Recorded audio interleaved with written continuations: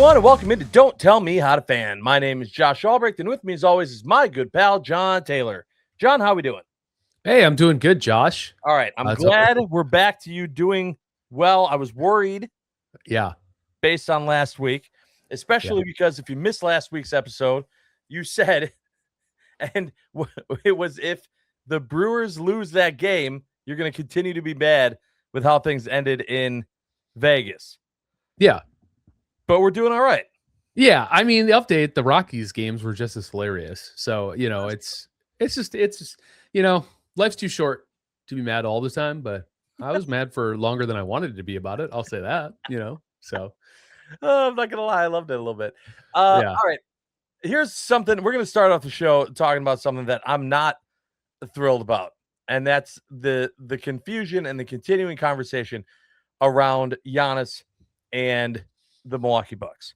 So the big news that happened this week was Chris Haynes came out and said, Chris Haynes, of course, being one of the, I guess, more approved sources by the general public when it comes to Giannis rumors, saying that he's not sure that this deal is going to get done by the draft, which was Jimmy Haslam's trade deadline, right? And that was like the most frustrating thing to me, because I was like, first of all, we're both aware, both of us are on the same boat. We prefer not to see him traded. Yeah. I personally think that ship has sailed, and I hate it. But I would be very surprised if he ends up staying and signing the Supermax. So if that's the case, and they are going to trade him, I think we're all in agreement. We want the picks in this year's draft. This is supposed to be the draft, the big draft. And they're going to find a way. I have so much disdain for the Bucks draft process in the past, but my faith in the Bucks organization as a whole to come out of this Giannis thing and go, okay, not bad. We'll take this. We can work with this. We can get back to a competitive standpoint with this. Is not there. It's just not there, John. I have no faith in this front office to handle this situation right at all. Yeah, it's tough. I mean, you're looking at some of the packages, and we'll probably outline maybe some of those whispers. It's tough. I'm with you. They have not a great track record of drafting. You look at like their success stories, you're looking at like Dante as being like the last guy, DiVincenzo, last guy to like really hit. And he didn't even hit really with the Bucks. It was once he was gone. No. You're right.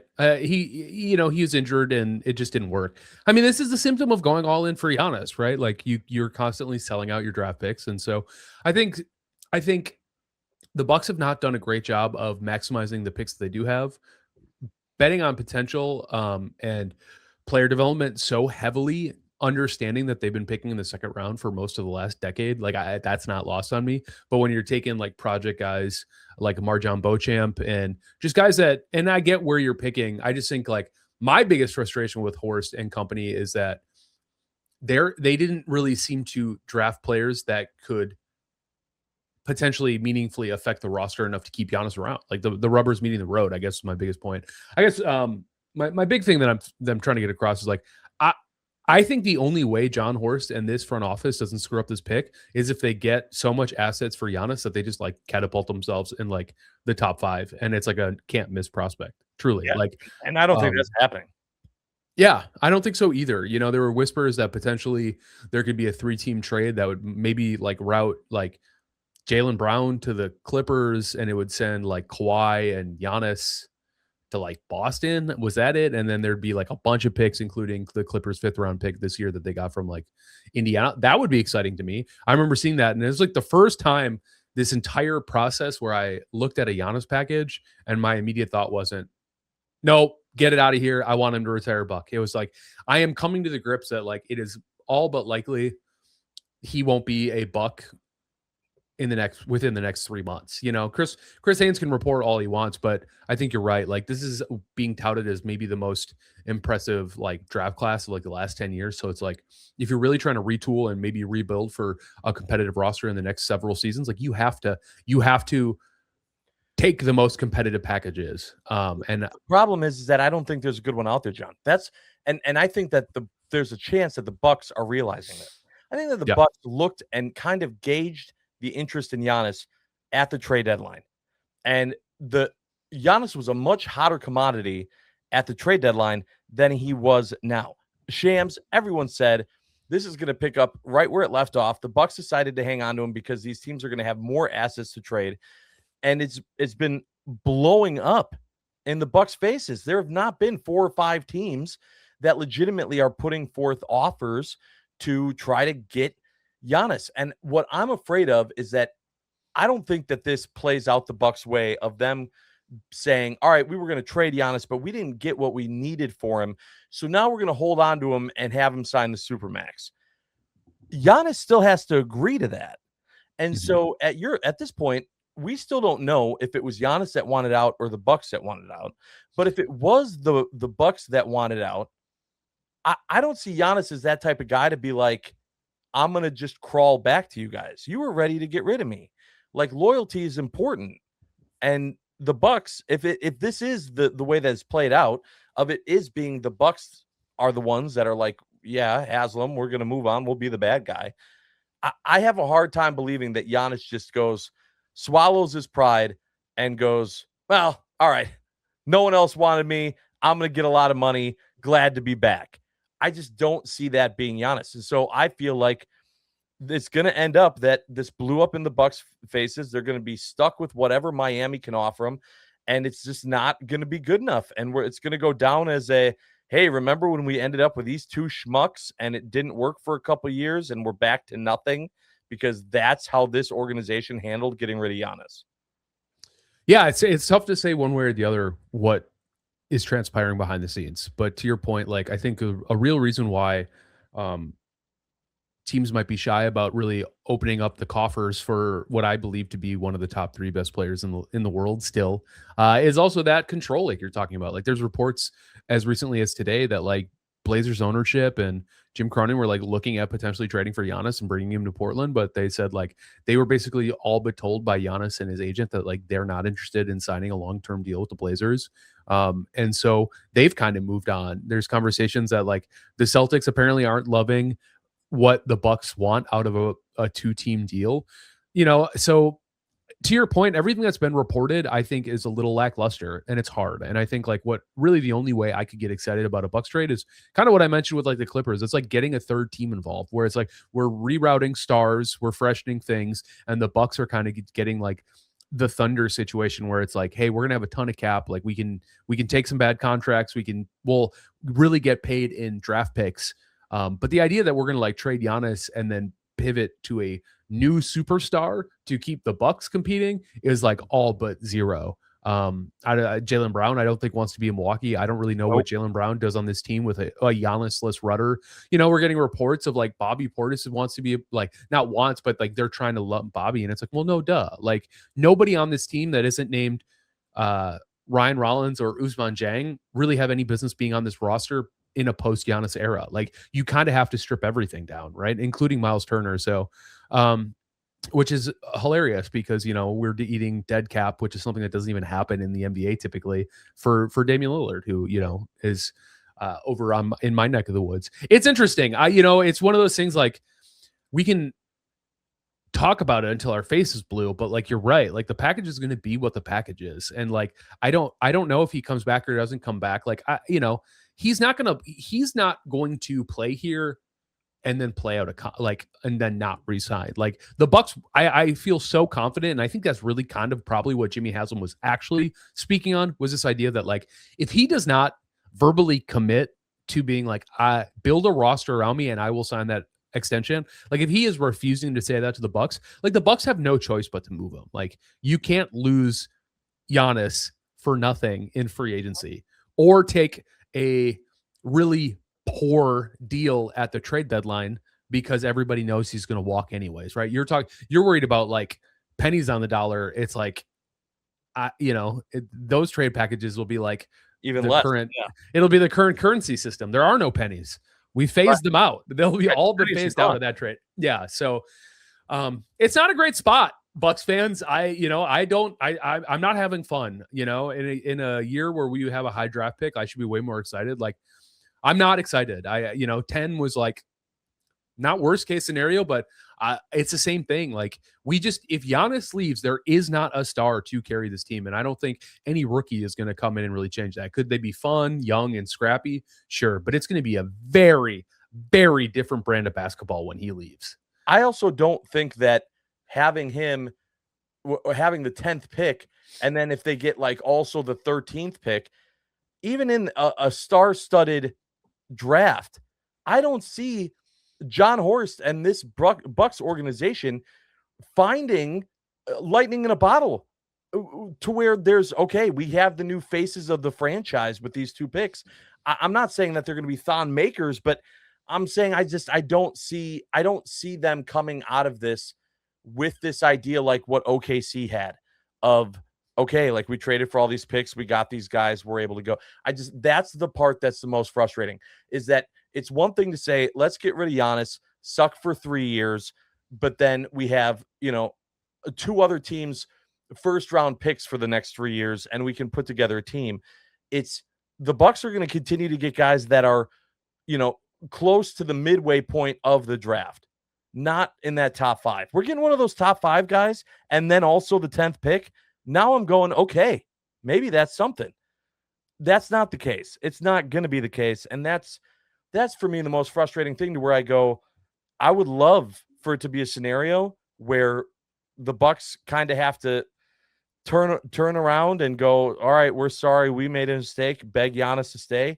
I just don't see it to where if this plays out the way that, and you believe the rumors with the trade offers and everything else, I don't see how this ends to where Giannis says yes, even if he wanted to stay and it was the Bucks don't want me anymore. If the Bucks come back and say we want you now, I don't see Giannis saying, okay, sounds good. I just can't see it. Hearing this take, it's also just like, I just don't see I don't think Giannis is going like, please don't trade me. You're going to trade me. Like, both sides are open and into the idea of moving on. Like, there's just no way around it. Like, they are. And so to even like the comeback, like, the Bucks plan to keep Giannis around, I think would have to be like flawless. Like, if you needed to make 10 moves to try to keep Giannis, let's say in previous seasons they made 6 or 7, I think he was on board. Like, I think you have to bat 1,000.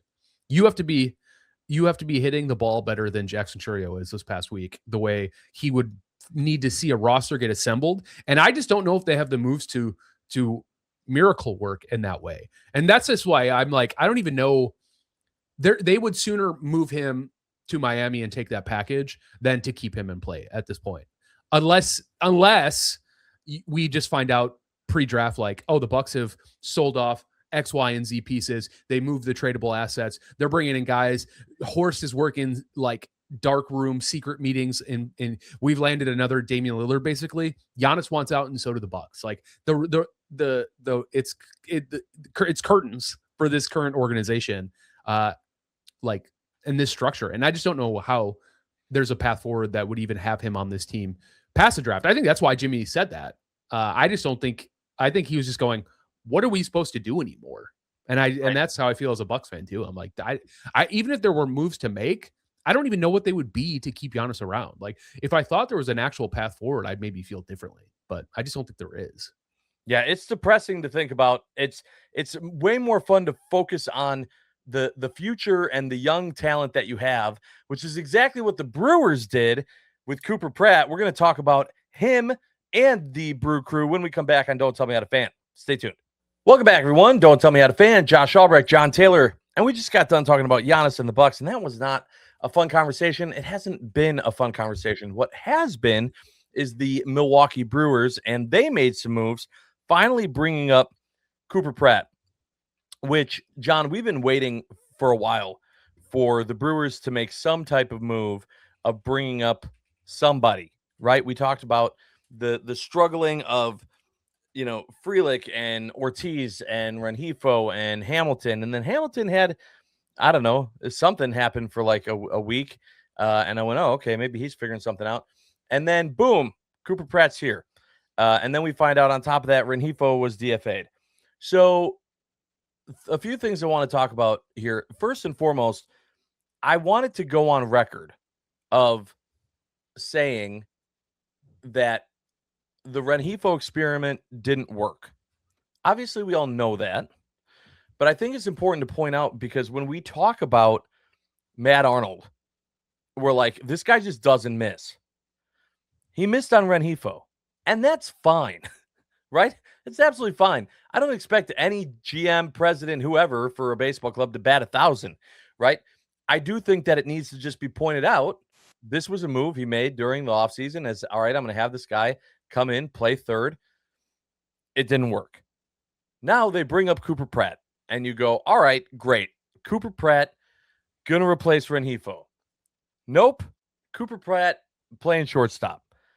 Okay, he's a shortstop. John, this is where I need your help. Jesus Mate is what position? Left field infielder. Okay. I think it's shortstop, third baseman. Okay. I think it's the same. I get what you're driving at, but very easily, there's no reason Jesus Mate, especially for how young he is, can't convert to third base. Like, really all you need at third base is quick reaction time and a rocket. It's kind of like how you say cornerbacks are just bad wide receivers. Like, sure, third basemen are just shortstops who can't do that. You know what I mean? So why couldn't that have been Pratt? Why couldn't we go through the same thing with Pratt?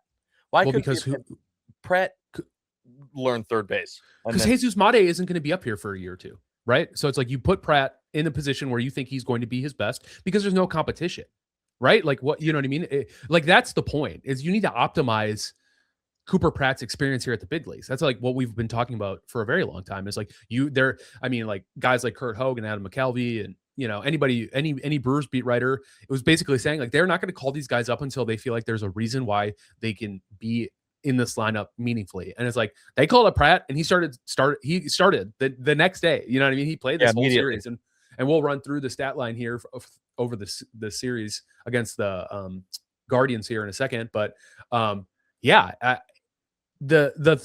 thing is like, none of those guys are MLB players until they're MLB players. So I think sometimes as Brewers fans, because so much of our future is in our minor leagues and not as a part of like players who could be acquired via trade, that we forget that like, we can't put Pratt at third base to play a position he's not even great at. Because I think he'd be a great third baseman, but there's no competition in the major league roster right now to push him off shortstop. Like, why would we do that?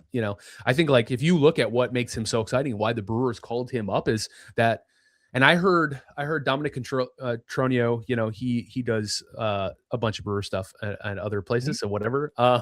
Either way, he's just mentioned like, oh, when he gets called up, his defensive prowess at shortstop, he said he could be the best shortstop on the team.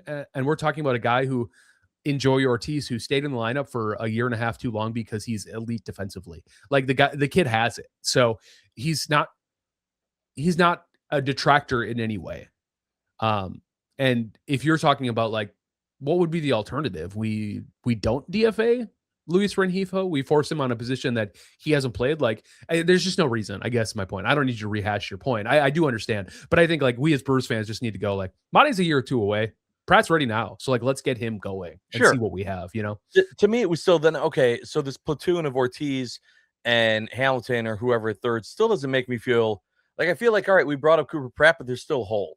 And I guess in reality, there would have been a hole regardless, right? If you would have put Pratt at third, it doesn't make me feel any better about what's still happening at shortstop. But it was like, I think part of it was the only excuse we had for Joey Ortiz was the fact that he was like a great defensive shortstop. Mm-hmm. And I'm like, okay, but now, like, to your point, what did you just say? Third base, much easier to play, quick reflexes and an arm. Yeah. Okay. So then I feel like the value of Ortiz goes down even more having him be at third than having him be at short. And so maybe that's my frustration. I definitely am glad that Pratt's here. And I'm glad that they made the move to bring Pratt up now because, and I talked about this on air the last day or the day right after his 0 for start with an error, going, yeah, this is why you bring out now. We don't care how he does now, especially if we're still going to win. Great. We need him to get some experience and then pray that he is ready to do something in October.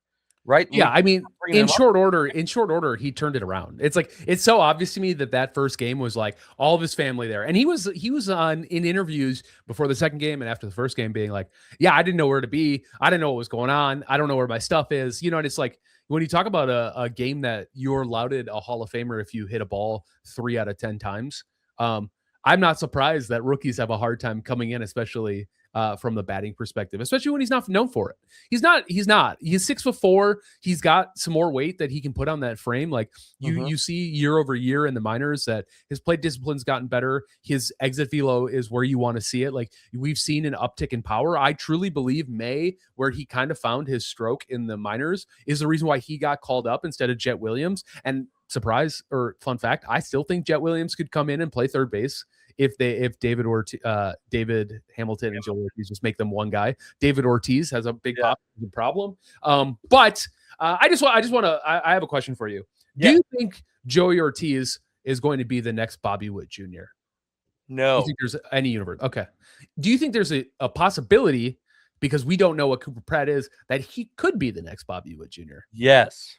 So then there's no reason to take them offshore. That's my point. It's like you want to develop these guys in the positions where you think you can maximize them in 5 years. And that's just like my big, like, I don't think you should feel frustrated. I mean, there's still a hole. They either need to identify it with, they either need to fill that with trades. But I think part of this is just getting up and seeing, like, you have to, Rengifo was so bad that you kind of actually have to, like, it's kind of like if anybody in the audience has long hair, when you grow it, you like cut the ends because they go bad, and then you try to see what new growth is. Like Luis Rengifo, at least here, was the ends of your hair. We had to cut that to see if we can get any more growth out of these players that we currently have. Like, he just wasn't it. And to your point, I don't think you can blame Matt Arnold. Matt Arnold didn't sign Luis Rengifo to be.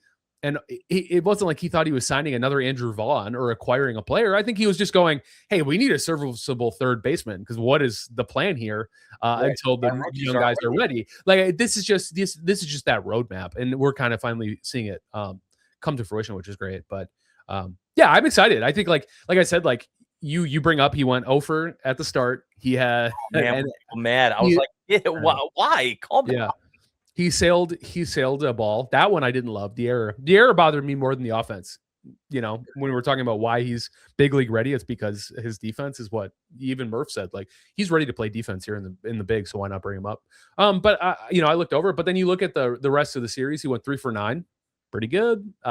He drove in 2 RBIs. He scored a run. He did strike out 3 times, but whatever. And I mean, truly whatever. 1 walk and 1 stolen base. So there's going to be an adjustment period as he figures out navigating what pitchers in the big leagues look like. I mean, it's like, it is a completely different animal. Like, these are the best of the best. And he's playing on a Brewers team that guys are going to throw their best. Like, the Brewers are going to be in a dogfight for every series up until September, especially when you look at the standings and we'll probably do that next segment with what the Braves and the Dodgers are doing and everything else. And also the Central being more lively with more teams than we probably expected. Like, all of these games are going to matter. Like, they need to keep winning series, which is luckily, if they're not playing on Clown Show Field out in the middle of the desert, like, they can win the series. So, I think like it's a fun tweak, but if people think Cooper Pratt is going to unlock us as like World Series contenders, like I don't think that's the case. I think like really what it is. They also don't need him to. By the way, he's raising the floor. He's not raising the ceiling, at least not yet. You know what I mean? And it's like I think of a lot of like Bryce Terang when he first got called up. He was batting. He had like a 500 OPS. He was not good. Yep. And he found it. And you know what anchored him on that lineup was that he is a phenomenal second baseman. Some might say a platinum glove winning second baseman. I think many would say. I think most some might say you can't even argue that. So I think I would stake pretty good money that I would bet that Cooper Pratt could be a Golden Glove winner at shortstop within the next 3 to 4 years. That's how special I think his defense is going to be. And I just think it's just a time. Now we get to see it happen, which is awesome. So it's a great era. The Cooper Pratt era is here. I'm a total Pratt brat, put me down. It's Pratt. Yeah. It's Pratt summer. Are we going to end up having like a fan section of the Pratt brats? I hope so. They're all wearing like this is a reference to Charlie XCX's Brat Summer that happened. Was it last year or 2? I'm so old. It's like several years ago. It doesn't matter. If anybody out there listening understands what I'm talking about, that's what I'm going for. Anywho. I love it. Well, so obviously glad to see Pratt up. I still do not think, to your point, I don't think they're done making moves, but I am glad that they made this one. I mean, also keep in mind, right? We should have all known he was going to be the first one brought up once he signed that contract. Once they offered him that contract, it would have been dumb for them to bring up anyone else before him, right? Like they made the decision that he was going to be the guy prior to, we were just waiting. It just, once that contract was offered, once he was given the quote unquote Churio deal, it was all right. Now it's just win. And it just happened with Rengifo of, all right, now was time. I'm not gonna lie. I totally believe that if Jet Williams would have had a better minor league run of the last month and a half, I think there's a world where they DFA Luis and they just slot Jet Williams. Because I think to your point, like shifting the problem over to third base probably wasn't ideal. But when you look at what the options the Brewers had, I'm sure Matt Arnold, Murph get together and they go, Pratt's ready. Let's ship the problem. Let's get rid of one problem and let's shift the problem over. And Hamilton at third base could be fine if he's finding his power. Like, there is a world where Hamilton is good enough at third base and you just kind of keep riding Joey in specific matchups when like Hamilton needs a day off. Like at this point, Joey Ortiz probably can play you third base, shortstop, and second base. And you know what that reminds me of?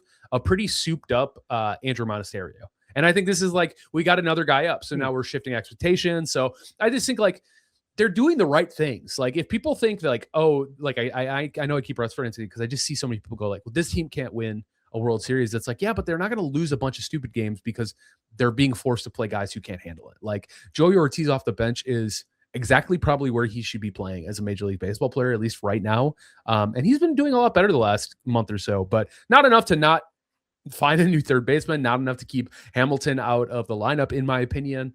But I think, like you said, like at the trade deadline, if they can acquire a guy who just clears David Hamilton and Joey Ortiz right away, you just kind of have to do it. In the same way, like at some point, if Sal keeps stinking and an injury keeps it, so like Brandon Lockridge needs to like what we're talking about is like, can Luis Lara, and this is a bit of a pivot, but it's like, can Luis Lara play better than Blake Perkins can? And when the minute that happens, Luis Lara will find his way onto this major league roster. Straight up. Yeah. Right. Yeah. There are a lot of players currently still in the minors that we've been watching. We've talked about it a lot on the show and on the Wisconsin Sports Radio Network that I feel more than any other year in recent history for the Brewers, we have been paying more attention to what our minor league system is doing, not just who's down there, but how they're performing in comparison to anything else. We're going to get into that and into how this Brewers team is doing and what we might see happening with them as we continue through the month of June when we come back on Don't Tell Me How to Fan. Stay tuned. Hi, everyone. Welcome back. Don't Tell Me How to Fan. Josh Albrecht, John Taylor, continuing our Brew Crew talk. And first and foremost, probably the biggest news in general that happened with this team and the players was finding out on Thursday that Priester done for the year. He's just going to have the surgery, which, boy, did we not all sit here going, why did it take so long for that decision to be made? After the first struggle through the rehab assignment, you would have thought, let's explore these other options. But that was the news that came out. Kurt Hogue making the announcement on Twitter that, yeah, that's going to be it for Priester. His season's done, and we also don't know what his timeline is for when he's returning or what his role with this team will look like when he returns. Yeah, the official tweet by Kurt Hogue was, after meeting with Dr. Pearl, Quinn Priester has decided to undergo season-ending first rib removal surgery. He expects to be 8 to 10 months before being back to 100%. So that is just that's just next year, straight up. You know what I mean? Yep. You're talking about mid-April at this point, and that's if it goes 10 months with, and I hate to say it, but Brewers pitching history, it's like it's going to go 10 months, probably might go 12 months. Yeah, I was going to say my 12. You just hope it doesn't go the way of Brandon Woodruff and have it be 72 months. But yeah, that's exactly. hyperbole, because at this point Brandon Woodruff could be slated to be back in the rotation as early as next week. He had his did you see he had his minor league outing and it looked good? We don't have to dive into it, but it sounds like he's throwing a different arm slot. He's working on retooling his pitches, making sure the velo looks correct. I mean, the dude is a warrior. He's going to figure his way out. But to the Priester point, it's really unfortunate. They were it's like thoracic outlet soreness syndrome. I always think it's funny because it's technically like TOS is the acronym and it happens to pitchers. So incredible. It was not fun because it was about Quentin Priester, who was last year's Kyle Harrison. Boy, would he look great in this lineup if he was healthy. But he's still under control, so it's fine. He'll be back next year, and hopefully that'll be fine. But they were really hesitant. So I don't know if it ever was a full blown TOS or however you want to call this syndrome. And I don't claim to be a doctor. I legally cannot. But it sounds like maybe there was an opportunity where he could fight through that, and then hoping that something would click and he would just heal naturally. I think it's like very obvious. Like I do wonder if it was a more severe case of this injury, would they have just done the surgery right away? And now we're talking about maybe getting him in like the playoffs. I'm never going to elect a pitcher get surgery though, for the obvious reason that these guys get injured a ton. And the more they get worked on, the more I get nervous about it. So it's like, if the body can fight its way back, like I don't think anybody should just be getting under the knife for getting under the knife's sake. But it's just really unfortunate. I think most Brewers fans probably were sitting around going like, this dude's not coming back. And it's nice to have it finally confirmed, but it's like the worst outcome for about a million different reasons. So, yeah, I mean, I think it was a little bit of a pipe dream that he was going to be a legit part of this rotation and be able to, make an impact the way that we would have needed him to. But it's just, at least at the very least, now we know, and now we can move on. And we know that piece is no longer in the puzzle, and try to find a new piece to fit in. Right. And so that's the takeaway with Priester. The thing is that besides that, the starting pitching is still been the talk of the town for this Brewers team, and nothing bigger than Jacob Mizrowski, which honestly is overshadowing how great this offense has been, because you have what should be the Cy Young favorite as of right now in Jacob Mizrowski, with one of, if not the best pitching performance in Brewers history, a little less than a week ago, or a little more than a week ago, I should say. I mean, John, when you were watching that game, was it not just blowing your mind? I mean, it was incredible. Yeah, I mean, I think like because we gave up that hit to Schwarber pretty quickly, I think I kind of didn't really understand how special that outing was until I saw him go out in the 8th. And then you saw him go out in the 9th. And I think like really, it really cemented for me when you saw him on his 95th pitch throw 103 miles an hour in the 9th inning. Like the dude is special. And I think it's so funny kind of like being a Brewers fan and how immediately we can kind of take that for granted because of how spotty and challenging some of his starts were. I mean, you just kind of, there's been so many think pieces about it, so we don't need to dive into too much of the X's and O's, but you talk about like no pitcher has ever gotten a whiff rate or that many strikes by just pounding balls into the strike zone. Like it was something to the tune of like 73% of his balls were strikes thrown in the strike zone. Yeah. And usually when guys throw that fast, like the conversation is always about like command. And that was his biggest question last year. And he seems to like have completely figured out how to throw that ball consistently. You look at his walks in the last 8 starts. It's like next to nothing. It's like you would have hoped for, you would have been happy with twice the amount of walks he's done this season. And you would have been like, oh, cool, he's figuring it out, right? That's how young. And so his stuff has been absolutely incredible. Like, like I said, like every national media outlet has picked him up. That game was one we're talking about. And something I think is funny, you and I were kind of going back and forth about, like, is this the best Brewers pitch? And I kind of said yes. I'm willing to walk it back because I think like the Sheets outing was really special. The no-hitter, I honestly, any no-hitter that a Brewer throws, the one that like CC definitely should have gotten, that they should have retroactively gave him, to be perfectly candid. But I'm going to do something that Milwaukee sports fans have heard all the time. That was the most dominant pitching performance of any Brewer I've ever Sure. seen. And I Yeah. think we can appreciate separating perfect from dominance. Like nobody had a chance against that dude. Like you hear Kyle Schwarber, you hear Bryce Harper just be like, yeah, I'm glad we saw him because we're going to see him again in the fall. Like all they could say was like, yeah, I don't know. We weren't Yeah. going to win that game. You know Well, what I mean? Like, right. yeah, I was so into that pitching performance. I was watching NBC Sports Philadelphia post game, watching their announcers just be like, well, they straight up didn't even pretend to be Phillies fans. They were just like, Jacob Mrazowski was doing stuff we've never seen a human being ever do before. What do you want our guys to do about it? That Right. was like literally Just it. And be that's happy that we faced him once yeah, and not every night.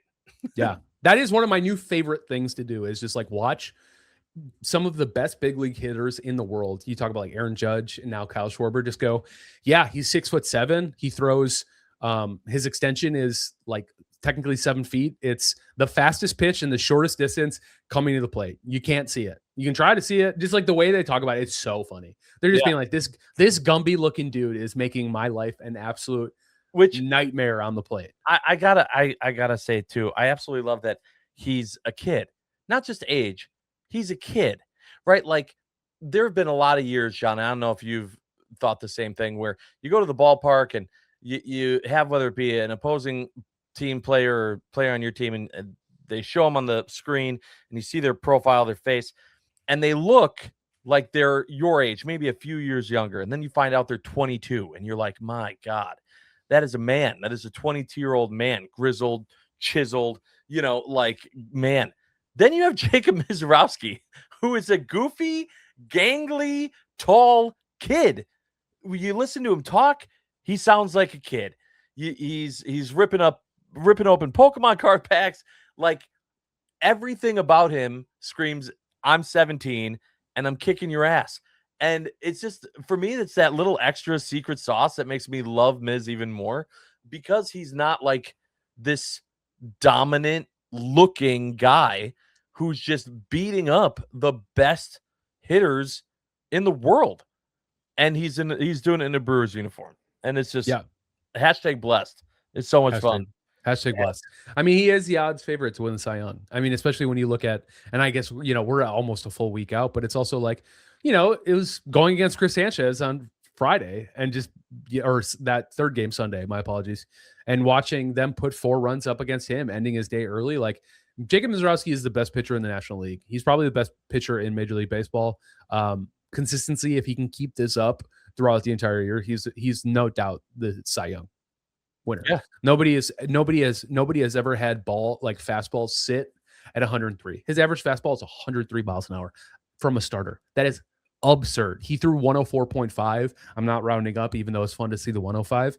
It's the fastest pitch a starting pitcher's ever thrown. And to see the command, I'm repeating myself, but I hear people saying, we got to sign him. It's like, we have him for 4 more years. Like he's under control. He's here. He's already doing it. Like we're good. It. Like, yes, hopefully in a world in 4 years, something's different and we can lock him down. But like to be constantly attaching, we got to make sure that he signed to 15 years every time somebody does something good. It's like, it's just not reasonable. It's like, just enjoy it. Allow yourself the joy of going, he's not a free agent next year.